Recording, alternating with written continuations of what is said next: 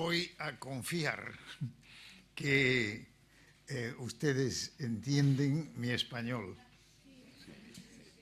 Morei 3 anos no Brasil e aprendi português, mas o português que eu falo é português.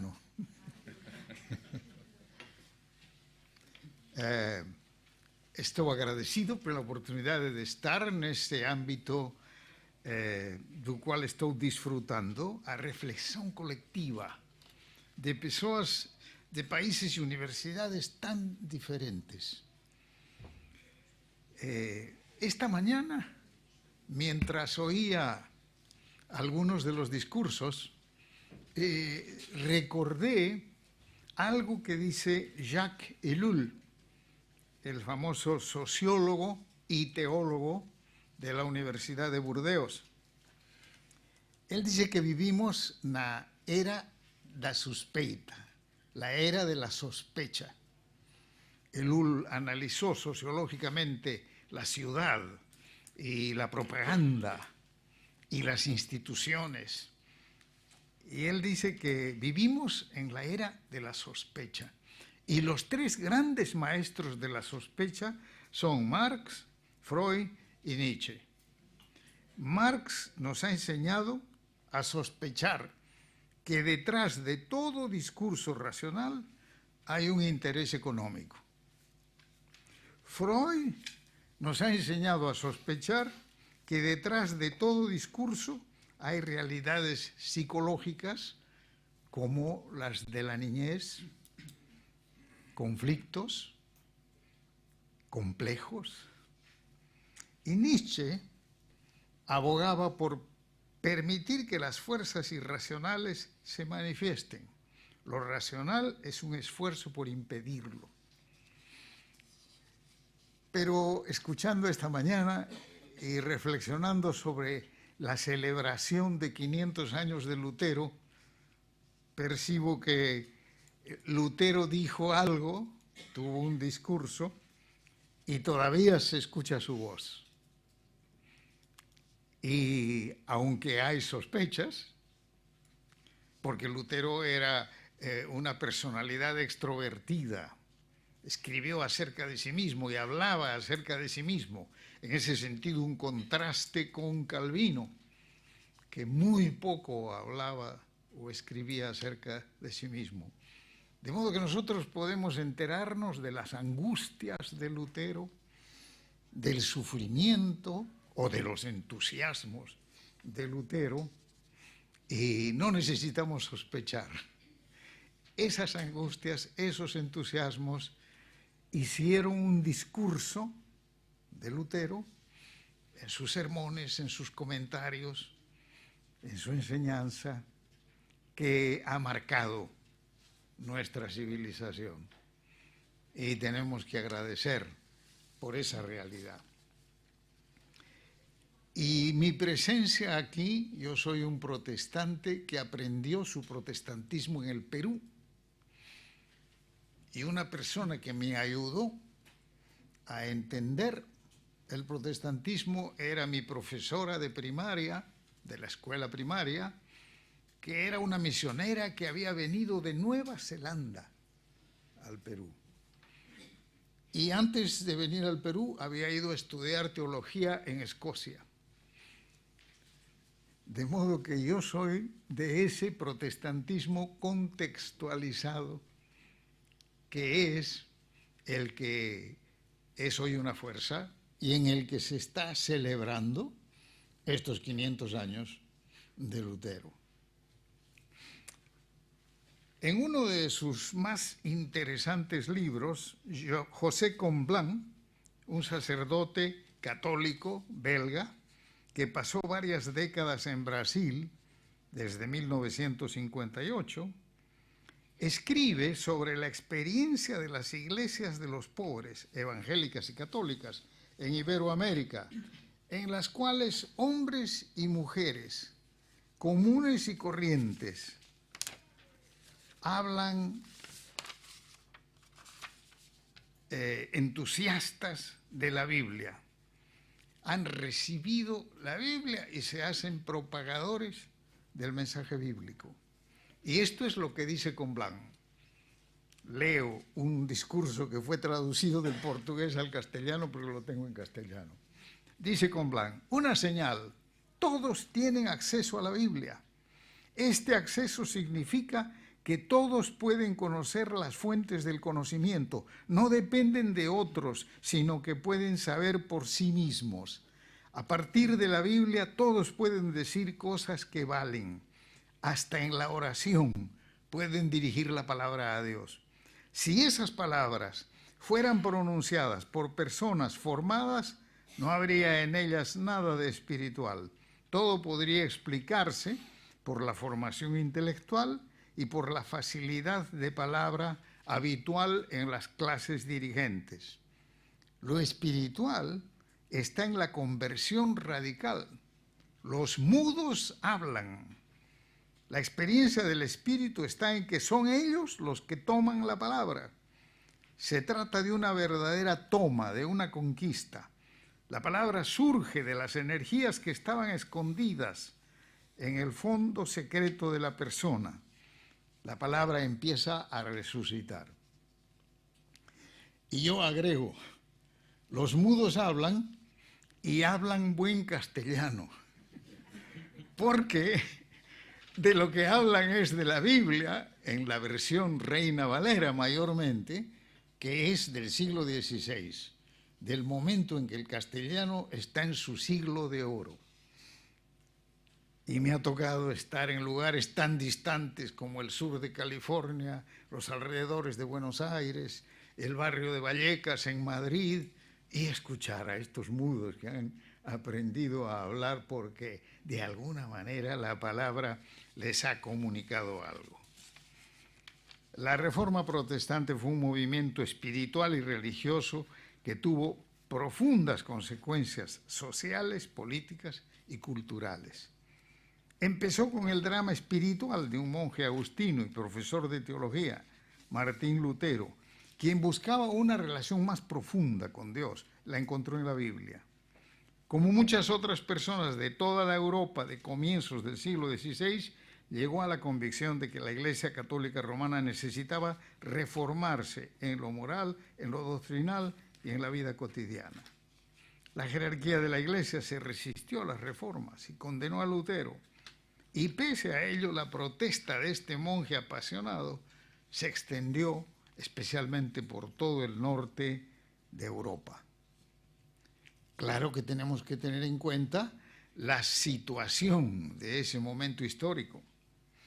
Lo que quedaba del Sacro Imperio Romano Germánico se había fragmentado y surgieron las naciones europeas con sus propias lenguas en vez de latín. La invención de la imprenta facilitó la difusión masiva de nuevas ideas y la generalización de los debates religiosos.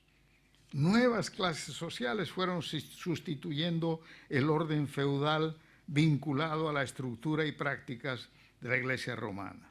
El surgimiento y extensión del protestantismo evitó la decadencia del cristianismo que habría sobrevenido dada la corrupción y pérdida de dinamismo espiritual de la Iglesia de Roma.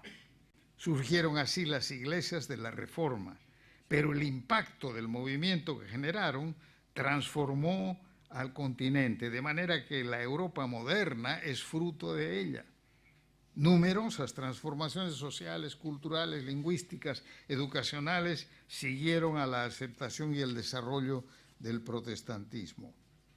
Los líderes de la Reforma, como Martín Lutero y Juan Calvino y varios más, no fueron solo maestros de teología, sino también predicadores, pastores, organizadores, escritores fecundos, cercanos al pueblo y también a las clases nuevas gobernantes. Ambos reformadores escribieron catecismos en los cuales resumían su nueva comprensión de la fe cristiana, que era realmente un regreso a las fuentes bíblicas de la fe y la doctrina, en el contexto de las nuevas realidades sociales, políticas y económicas. La convicción de Lutero de que el pueblo cristiano debiera leer por sí mismo la palabra de Dios lo llevó a traducir la Biblia al alemán, que en ese momento, al igual que otras lenguas europeas, alcanzaba su madurez como lengua que sustituiría al latín. Por su parte, Calvino colaboró en la edición de la Biblia en francés, que había sido traducida por su primo Olivetan. La Biblia también fue traducida al castellano por Casiodoro de Reina y Cipriano de Valera, pero la Iglesia dominante prohibió su difusión en España y persiguió a quienes la promovían. El estímulo a la lectura de la Biblia significó una disminución del analfabetismo en las sociedades que aceptaron la Reforma y una elevación de la educación popular. La Biblia pasó a ocupar un lugar central en el culto protestante. En la Iglesia Católica, el punto culminante del culto diario y semanal es el momento en que el sacerdote consagra el pan y el vino en la Eucaristía.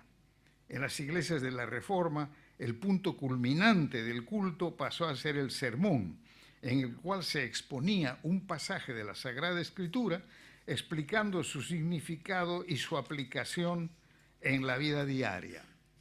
El paradigma romano de la contemplación por un pueblo pasivo fue sustituido por el de la explicación de la fe para su comprensión por un pueblo que también cantaba y memorizaba las palabras de pasajes de la Biblia.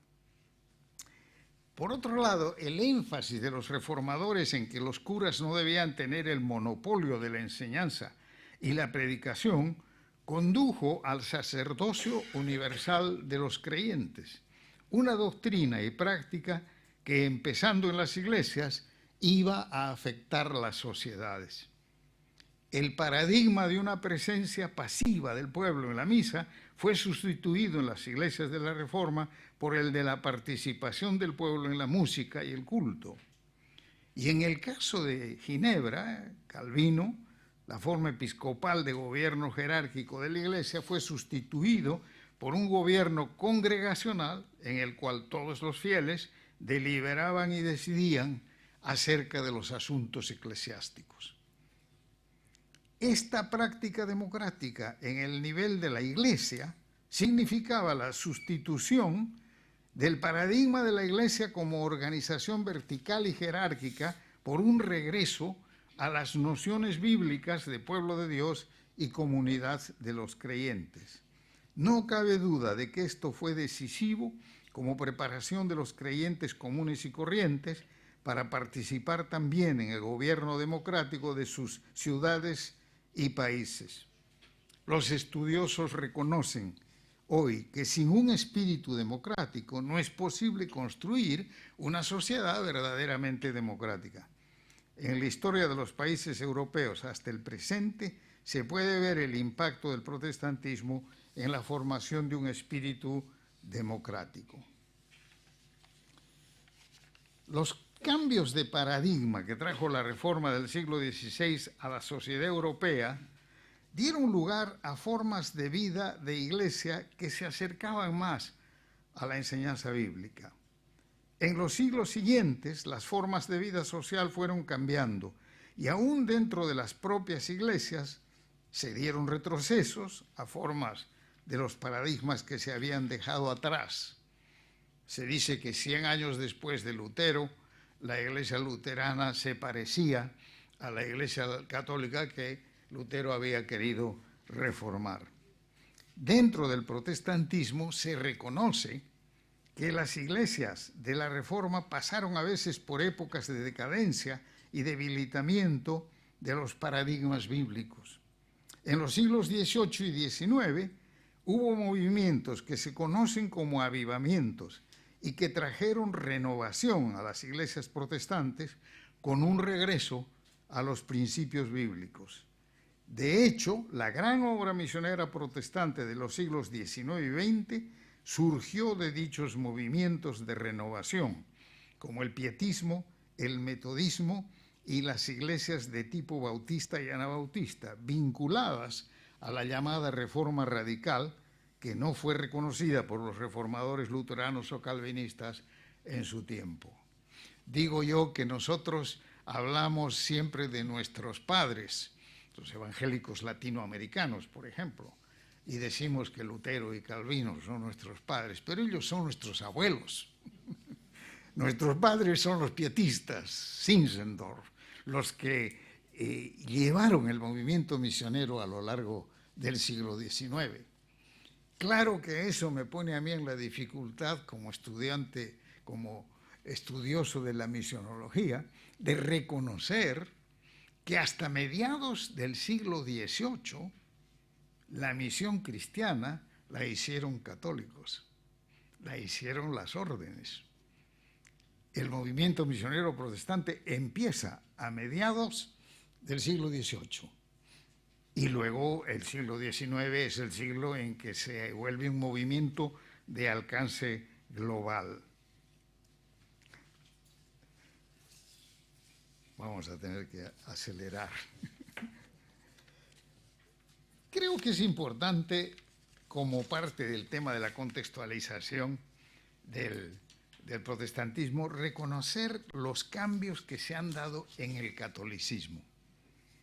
La receptividad de los hispanohablantes al mensaje bíblico en esta versión y los efectos innegables de la difusión de ese mensaje sobre personas y comunidades fueron produciendo un despertar de actividad bíblica también en el seno del catolicismo romano. Con el Concilio Vaticano II, que resumió corrientes católicas europeas renovadoras de estudio y difusión de la Biblia, se abrió una nueva etapa.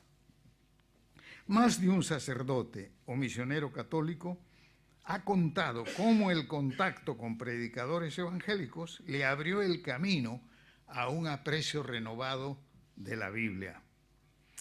Así lo atestigua, por ejemplo, Jacques Monast. Monast, sacerdote francés, católico, fue misionero en Bolivia y se destacó por su esfuerzo en comprender el mundo religioso de los aymaras, habitantes del sur peruano y noroeste boliviano.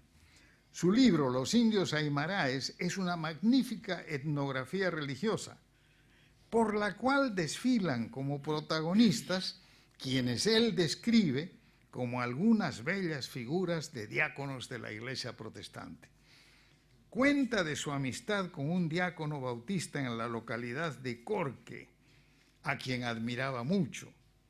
Este diácono le contó un día la génesis de su conversión al protestantismo, que Monast, acuérdense que es un misionero católico, transcribe así: mi mujer y yo hemos sido católicos, pero entonces no teníamos a Cristo. No lo encontrábamos en medio de todas esas vírgenes y de todos esos señores con sus fiestas y sus pasantes. Por eso nos hicimos bautistas. Fue pues un pastor de esa religión quien nos hizo descubrir a Cristo en las Sagradas Escrituras. Y Monast afirma gallardamente lo que yo he leído o escuchado también en el testimonio de misioneros católicos estadounidenses, canadienses y españoles. Dice Monast: debo confesar que la amistad de ese hombre sincero, que amaba de tal modo la Sagrada Escritura, las numerosas preguntas que en mi presencia formuló acerca del catolicismo, me incitaron a lograr un conocimiento más profundo de la palabra de Dios. Me descubro ante este diácono del campo boliviano, gran amigo de los textos sagrados, que me introdujo verdaderamente en un contacto viviente con la palabra de Dios. Era al comienzo de mi vida sacerdotal y misionera.